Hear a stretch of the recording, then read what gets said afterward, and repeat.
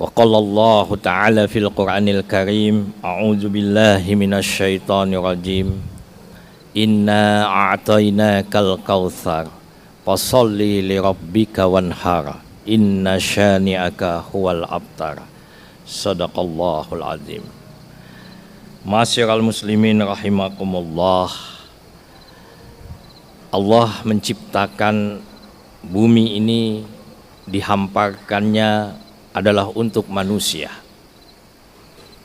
Di dalam surah Al-A'raf ayat 10 Allah berfirman, walaqad makannakum fil ardi waja'alna lakum fiha ma'ais qalilan ma tashkurun. Sungguh kami telah menetapkan manusia di muka bumi dan kami menyediakan untuknya sumber penghidupan segalanya, ma'ais.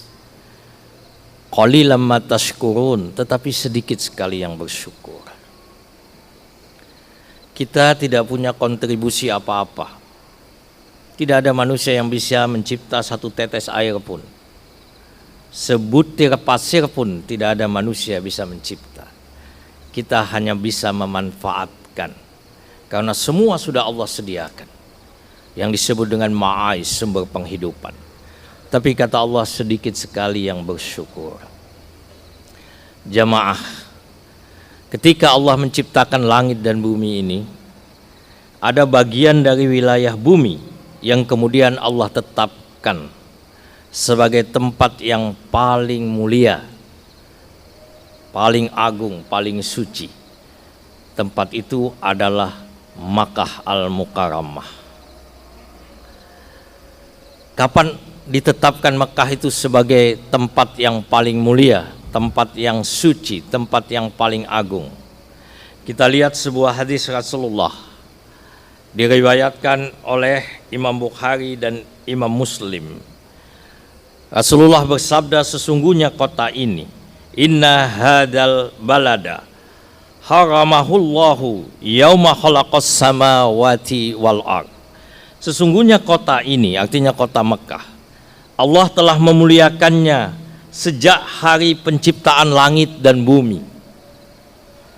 Jadi sejak penciptaan langit dan bumi itu Allah sudah menetapkan Makkah itu sebagai kota yang dimuliakan. Fahuwa haramun bihurmatillahi illa yaumal qiyamah. Dia itu akan selamanya suci dengan dasar kemuliaan yang Allah tetapkan sampai hari kiamat. Terdapat dalam Sahih Bukhari dan Sahih Muslim. Dengan demikian status kota Mekah itu tidak bisa dicabut oleh siapapun. Kemuliaan dan keagungan kota Mekah itu Allah yang menetapkan.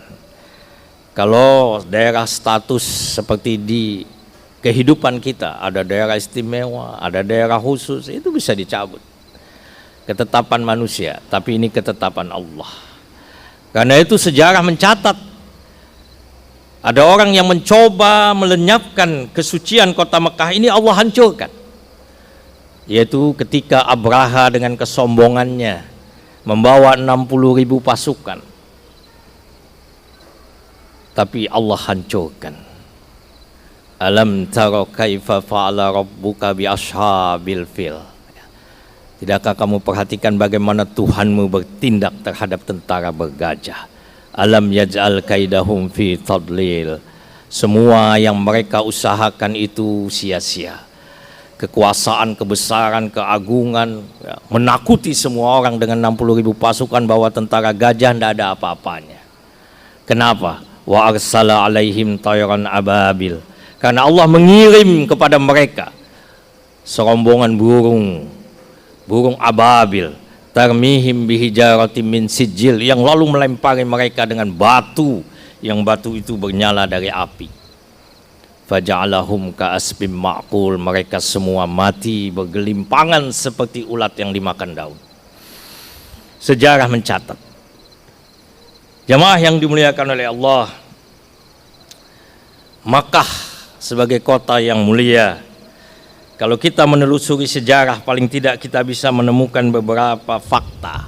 Pertama, Mekah itu wilayahnya adalah tempat Allah mempertemukan pertama kali dua anak manusia yang diturunkan dari surga, yaitu Nabiullah Adam alaihissalam dan istrinya Siti Hawa.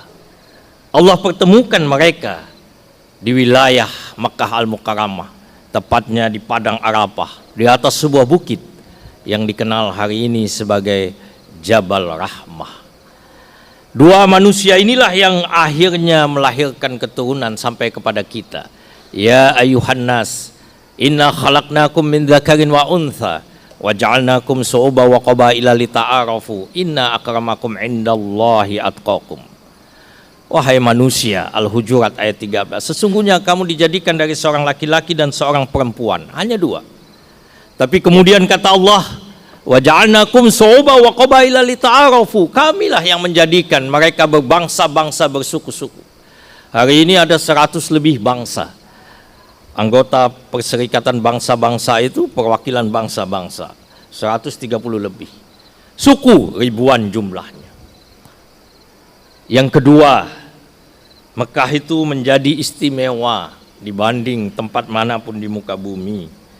Karena di Mekah itulah Allah menetapkan tempat berdirinya Ka'bah Baitullah, tempat yang suci, yang paling mulia di muka bumi. Dibangun menurut sejarah sejak belum ada manusia, para malaikat sudah bertawaf di sana. Ketika Allah menurunkan Nabi Adam, Siti Hawa, beliau juga bertawaf di tempat sekarang kita bertawaf, hanya tentu bangunan fisiknya tidak sama. Para malaikat pindah dia mendekati sisi Arsy, lalu Allah perintahkan membangun Baitul Makmur, yaitu Baitullahnya para malaikat, yang menurut para ulama sufi antara Baitullah kita di Mekah dengan Ka'bahnya para malaikat yang ada di Baitul Makmur itu satu poros dalam makna vertikal secara pandangan religius, spiritual, dan keyakinan kita. Karena itu para malaikat pun kadang turun ke bumi, mereka ikut bertawaf. Dan ini dialami oleh jamaah haji, jamaah umrah, berbagai keajaiban dan keanehan yang tidak bisa dinalar. Karena memang hadir di situ nilai-nilai yang tidak bisa kita nalar lagi dengan akal. Jamaah, disitulah kemudian nanti dibangun pondasinya, ditetapkan oleh Nabiullah Ibrahim alaihissalam dengan putranya Ismail, dan sampai nanti pada keturunan yang sangat mulia yaitu Nabiullah Muhammad sallallahu alaihi wasallam. Sehingga Makkah menjadi mulia karena dia tempat lahirnya manusia agung.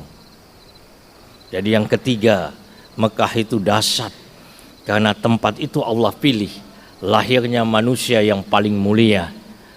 Allah dan para malaikat bersalawat kepadanya.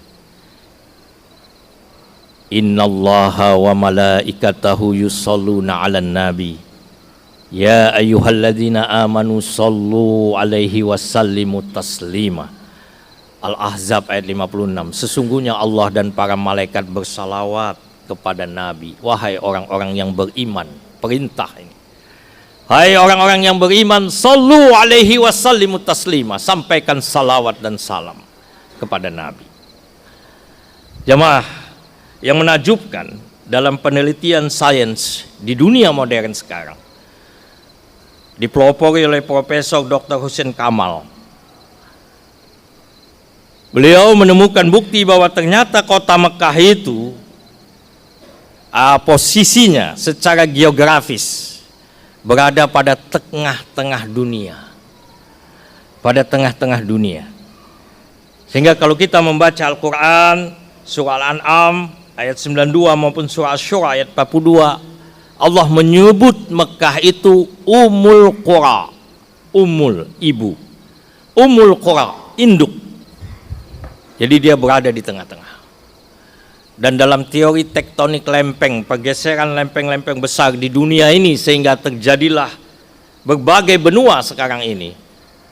Dalam simulasinya, itu yang tidak bergerak hanya kota Mekah, Jazirah Arab. Tapi Afrika itu terbelah dia dengan Amerika Selatan. Berbagai lempengan yang terjadi saat ini semua bergerak, tapi Jazirah Arab yang di situ ada Mekah dia tetap di tengah.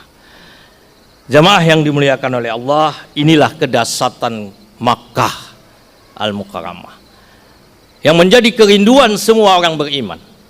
Kita sholat sekarang menghadap Baitullah. Tidak ada orang beriman yang tidak rindu bagaimana dia bisa sujud di hadapannya Ka'bah sehingga air mata tak terbendung ketika bisa diizinkan oleh Allah menginjakkan kaki di bumi yang sangat bertuah itu. Bagi jamaah yang belum ada kesempatan, jangan pernah putus harapan. Tetap berdoa, bermohon. Allah Maha Kuasa, Allah Maha Kaya, dan Allah bisa menakdirkan apa-apa yang di dalam akal kita tidak mungkin terjadi. Tapi kita tidak pernah untuk berputus asa. Sidang jamaah yang dimuliakan oleh Allah, Nabi Ibrahim alaihissalam adalah tokoh sentral di dalam semua agama. Kalau kita melihat agama Yahudi, agama Nasrani juga melihat Nabi Ibrahim adalah tokoh sentral. Al-Quran menyebut Nabi Ibrahim itu bapak para nabi, Abul Anbiya, karena sejak Nabi Ibrahim itu lahirlah banyak para nabi. Sebagian besar dilahirkan dari kalangan Bani Israel. Adam, Idris, Nuh, Hud, Saleh. Sejak Ibrahim itu semua nabi itu keturunan Nabi Ibrahim, yaitu dari Nabi Ishak dan Nabi Ismail. Nah, nanti dari Nabi Ishak itu ada Yakub namanya yang dikenal sebagai Israel. Dia melahirkan Bani Israel. Jamaah yang dimuliakan oleh Allah, ketika Nabi Ibrahim alaihissalam diperintahkan pertama kali oleh Allah membawa putranya Ismail dan istrinya Siti Hajar dan meletakkannya di suatu lembah yang tidak ada kehidupan, tidak ada tanda-tanda manusia pernah di sana, karena daerah itu sudah lenyap. Sejak terjadi banjir Nabi Nuh, itu jejak di mana Baitullah tidak tahu lagi, di mana kota Mekah yang awalnya Nabi Adam, Siti Hawa pernah berdomisili tidak dikenal lagi. Tapi yang menemukan pertama adalah Nabi Ibrahim atas petunjuk Allah. Di dalam surah Ibrahim ayat 37, ketika Nabi Ibrahim meletakkan istri dan anaknya yang masih bayi tadi, lalu beliau meninggalkan mereka berdua. Siti Hajar bingung, tempat ini tidak ada tanda-tanda kehidupan, hanya dibekali dengan sedikit air dan beberapa makanan kurma. Lalu dia bertanya kepada suaminya, kenapa kami ditinggal di tempat ini? Suami mana yang sanggup menjawab? Ibrahim hanya berdiam, tak sanggup mengucap sekata apapun. Lalu Siti Hajar bertanya, apakah ini Allah yang perintahkan? Maka Nabi Ibrahim mengangguk, benar Allah yang perintahkan.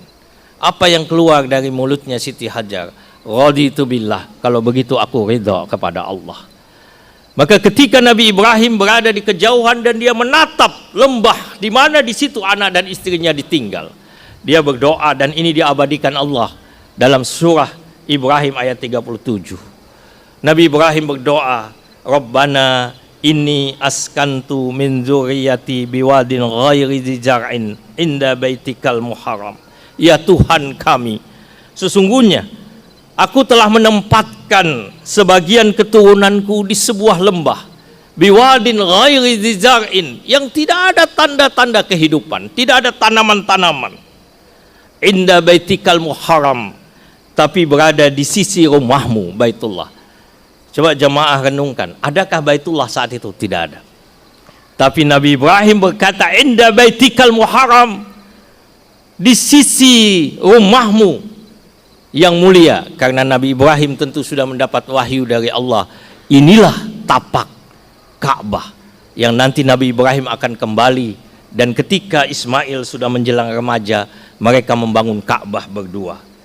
Lalu Nabi Ibrahim melanjutkan doanya, Rabbana liyuqimus shalah faj'al af'idatan minan nas tahwi ilaihim warzuqhum minas tsamarat la'allahum yashkurun. Ini doa Nabi Ibrahim. Ya Allah, Yang demikian saya lakukan supaya keturunan saya ini senantiasa melaksanakan sholat. Dan Nabi Ibrahim bermohon, ya Allah, jadikanlah sebagian hati manusia cenderung kepada mereka. Dan ini yang kita rasakan sekarang. Semua kita sudah pernah mungkin ada yang ke Mekah, tapi pingin lagi balik. Karena Nabi Ibrahim mendoakan, jadikanlah sebagian hati manusia cenderung untuk mengingat dan kembali ke tempat mereka. Dan anugerahilah mereka rezeki, buah-buahan. Ini tidak nyambung nih, daerahnya gersang, tidak ada tanaman-tanaman, tapi minta buah-buahan. Itu kalau orang pakai logika. Tapi hari ini menjadi kenyataan. Di Mekah tidak ada pohon-pohonan buah-buahan, tapi selalu ada buah-buahan. Karena doa Nabi Ibrahim alaihissalam. Jamaah yang dicintai Allah, siapa Nabi Ibrahim? Nabi Ibrahim alaihissalam ini diperkirakan hidup tahun 1997 sebelum Masehi. Sebagian sejarawan menyebut seperti itu. Kalau Nabi Muhammad lahir tahun 570 Masehi, artinya ketika Nabi Muhammad lahir 570 ditambah 1997, maka keluar angka 2567. Jarak antara Nabi Muhammad lahir dengan kehidupan Nabiullah Ibrahim alaihissalam 2500 tahun. Kalau sekarang sudah 4000, hampir 4000 tahun. Nabi Ibrahim alaihissalam ini beliau banyak dipuji oleh Allah. Allah menyebutnya Khalilullah, kekasih Allah. Dia juga adalah ulul azmi, nabi yang tangguh. Ada 5 the best nabi dari 25 nabi. Nabi Nuh, Nabi Ibrahim, Nabi Musa, Nabi Isa, dan Nabi Muhammad sallallahu alaihi wasallam. Dan menakjubkan Nabi Ibrahim alaihissalam ini kalau kita baca sejarahnya membuka cakrawala keilmuan. Kenapa? Karena dia mencari Tuhan dengan dasar melihat alam. Banyak filosofis tersesat. Para filsafat, filosof tersesat mencari Tuhan, akhirnya mengatakan Tuhan tiada. Tapi Nabi Ibrahim menemukan Allah. Nabi Ibrahim mengajak berdialog Raja Namrud dengan kesombongannya menyembah berhala, dengan menghancurkan semua berhala dan menyisakan berhala besar dengan sebuah palu di dadanya. Lalu ketika orang bertanya, hai Ibrahim, kamu yang menghancurkan berhala ini, kata Ibrahim, siapa saksinya? Kami memang tidak lihat, tapi kami tahu kamu tidak suka berhala. Kata Ibrahim, tanya sama berhala yang besar itu. Semua terdiam. Ini tingkat diskusi akademis. Nabi Ibrahim mengajarkan kepada mereka berhala itu tidak bisa berbuat apa-apa. Jamaah yang dimuliakan oleh Allah, sampailah akhirnya kisah Nabi Ibrahim ini menjadi teladan dalam kehidupan kita. Nabi Muhammad mengabadikan Nabi Ibrahim ini dalam ritual ibadah haji yang menjadi kegiatan baik rukun haji maupun syarat di dalam ibadah haji.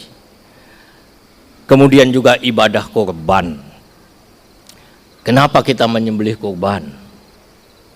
Jamaah yang dimuliakan oleh Allah, karena ada riwayat yang menceritakan bahwa Nabi Ibrahim ini Allah perintahkan untuk mengorbankan anaknya. Kita yang punya anak bisa membayangkan. Nabi Ibrahim tidak pernah lama jumpa anaknya. Tiba-tiba dia datang dari Palestina ke Mekah.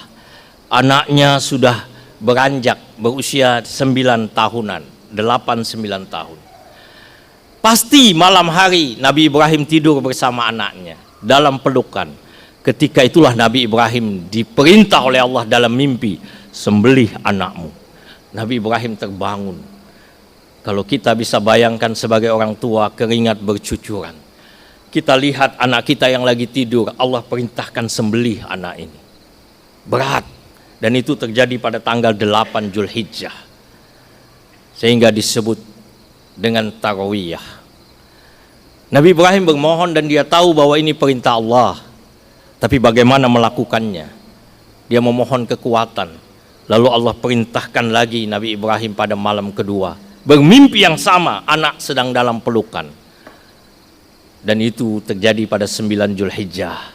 Arafah, orang melaksanakan wukuf dan kita disunnahkan berpuasa di tanah air. Pada malam ketiga Nabi Ibrahim bermimpi lagi, dan itu 10 Zulhijjah. Itulah hari penyembelihan. Dan karena ketaatan Nabi Ibrahim ini dan juga kesolehan Nabi Ismail, yang ketika ayahandanya bertanya, "Ya bunayya ini ara fil manami anni azbahuka fanzur madza tara," wahai anakku, ayah bermimpi menyembelihmu, bagaimana menurut pendapatmu? Kalau anak sekarang ya pasti menjawab, ini ayah gila, ayah pungok, masa anak mau disembelih. Tapi jawaban Nabi Ismail menakjubkan, "Ya abatib al matukmar satajiduni insyaallahu minas sabirin." Wahai ayahku, laksanakan perintah Allah itu, dan ayah akan menyaksikan saya insyaallah termasuk orang yang sabar. Maka terjadilah penyembelihan tadi. Allah takdirkan dengan kuasanya diganti dengan domba, dan sejak saat itu Allah mengumumkan haram hukumnya mengorbankan manusia, membunuh tanpa dasar.